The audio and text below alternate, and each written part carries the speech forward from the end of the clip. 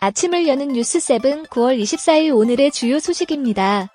중국 부동산 개발업체 헝다그룹 파산 우려와 관련해 제2의 리먼 사태로 번질 가능성은 낮다는 관측이 나왔습니다. 헝다그룹이 중국 부동산 개발사 2위 규모에 해당하지만 은행 관련 차입금 규모가 크지 않고 중국 정부의 광범위한 재량권으로 헝다 사태 위기 상황을 충분히 관리할 수 있다는 분석입니다. 나이스 신용평가에 따르면 우선 중국 부동산 시장과 업체가 지역별, 부문별로 갈라져 있는 특성으로 헝다그룹의 매출 규모는 2019년 기준 중국 전체 부동산 회사 매출의 4.3%에 그치고 있습니다. 헝다그룹의 은행 관련 차입금 규모도 전체 업체 대출의 0.29%, 은행 총자산의 0.15%에 불과한 것으로 나타났습니다. 헝다그룹 파산 위기와 관련해 정부 개입이 충분하고 헝다그룹을 둘러싼 개발 프로젝트와 계약 등이 복수라 하더라도 리먼 사태 때 복잡하게 얽혀있던 수많은 금융사 간 파생상품 계약보다는 그 정도가 덜하다는 분석도 제시했습니다. SK이노베이션의 배터리, 석유 개발 사업 물적 분할에 반대 입장을 피력한 국민연금이 실제 지분율을 낮춰갈지에 관심이 쏠리고 있습니다. 국민연금은 앞서 LG화학의 LG에너지솔루션 물적 분할에 반대한 이후 지속적으로 지분율을 낮춰왔습니다. 국민연금은 지난해 10월 LG화학의 배터리 사업 분할에 반대한 이후 꾸준히 주식을 매도한 것으로 파악되는데 올해 상반기까지 LG화학 주식을 20% 이상 매도한 것으로 나타났습니다. 그러자 LG화학의 주가는 분할 발표 시점인 지난해 10월 말 60만원 안팎을 맴돌았지만 올해 초 100만원을 웃돌 정도로 치솟았습니다. 이후 등락을 반복, 이달 70만원대까지 낮아졌습니다. 증권업계 관계자는 국민연금의 의결권 행사와 지분 조정은 직접적인 연관성이 낮을 수 있지만 의결권 행사 당시 우려했던 주주가치 훼손이 실제로 반영되면서 결과적으로 지분 조정도 뒤따르고 있는 것으로 볼 수도 있다며 SK이노베이션의 주가 흐름도 분사 이후 약세를 보인다면 국민연금도 의결권 행사에 이어 지분 조정에 나서 하락세가 강해질 수도 있다고 말했습니다. 홍원식 남양유업 회장이 한행코를 상대로 310억 원 상당 손해배상 청구 소송을 제기했습니다.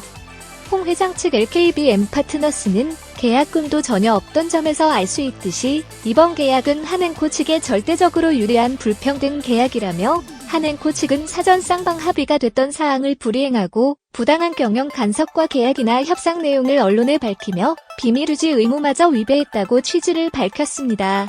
또 LKB 엠파트너스는 한행코 측은 거래 종결 시 한 약 일주일 전부터 매도인을 상대로 주식의 한도 청구 소송과 주식 처분 금지 가처분까지 제기했지만 이는 적법한 청구가 아니라며 2021년 9월 1일 계약이 해제되기까지 했다고 했습니다.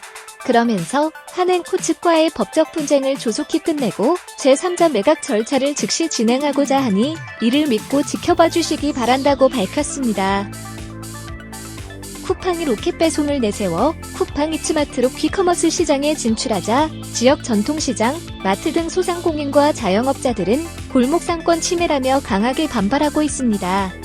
쿠팡은 7월부터 서울 송파구에서 쿠팡 이츠마트를 시범 운영하고 있는데 배달료 2,000원에 최소 주문 금액이 따로 없고 15분 내 배송을 완료해 주목받고 있습니다. 쿠팡 이츠마트와 배달의 민족 비마트에서 취급하는 상품 대부분이 골목상권의 편의점, 슈퍼마켓 등에서 판매하는 상품과 겹친다며 전국 중소마트와 편의점, 소상공인들은 이른바 쿠팡 대책위를 꾸리고 대응에 나섰습니다.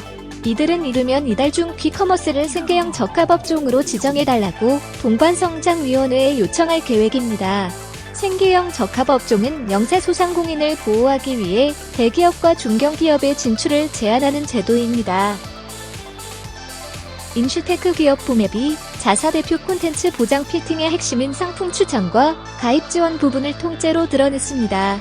금융당국이 금융 플랫폼 서비스의 목적이 단순한 정보 제공이 아니라 판매의 목적을 뒀다면 금소법상 중개행위로 봐야 한다고 판단했기 때문입니다. 핀테크 기업인 보맵은 중개업자로 등록하고 영업을 할 수 없습니다. 앞으로 보험 분석 및 상품 추천 서비스는 중개업자로 등록해야만 영위할 수 있지만 보맵은 현행 법령상 중개업자 등록이 불가능합니다. 금소법은 중개업자의 재위탁도 원칙적으로 금지하고 있는 만큼 보맵이 자사보험 대리점 보맵 파트너로부터 위탁받는 형태의 영업도 할 수 없습니다. 이에 보맵은 금소법 위반에 해당하지 않기 위해 보장 분석과 상품 추천, 가입 지원을 구분하는 개편 작업을 했다고 밝혔습니다. 해외 금리 연계 파생 결합 펀드, 이하 DLF 사태를 둘러싼 금융당국의 미흡한 관리, 감독 체계가 다음 달 열릴 국회 정무위원회 국감에서 이슈가 될 것으로 보입니다. 여당인 더불어민주당은 최근 금융감독원이 손태승 우리금융지주 회장의 DLF 사태 중징계를 취소하라는 판결에 불복, 항소에 나선 것을 겨냥해 금융사의 잘못된 행태를 당국이 바로잡아야 하는 논의가 활발히 이뤄져야 한다고 촉구할 것으로 보입니다. 야당도 DLF 사태로 촉발된 일련의 사모펀드 사태가 당국의 관리 부실에 따른 결과라는 시각을 내놓고 있습니다. 이런 가운데 금감원과 우리은행 간 DLF 소송으로 다른 금융사의 기관 징계와 최고 경영자 제재 심의 등이 무기한 연기된 상황도 국감 질의에서 주목받을 전망입니다.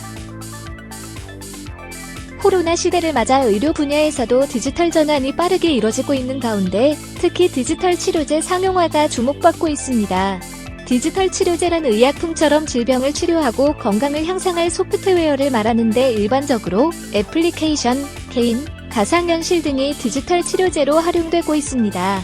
센서가 내장된 조현병, 조울증 치료 알렉은 스마트폰으로 약 복용 여부 등을 확인할 수 있고 미국과 일본에서는 당뇨관리 앱과 금연 치료 앱이 출시된 데 이어 고혈압 치료 앱도 승인이 임박한 것으로 알려졌습니다. 국내 디지털 치료제 상용화는 아직 걸음마 수준이지만 조만간 국내 1호 디지털 치료제가 탄생할 것으로 보입니다.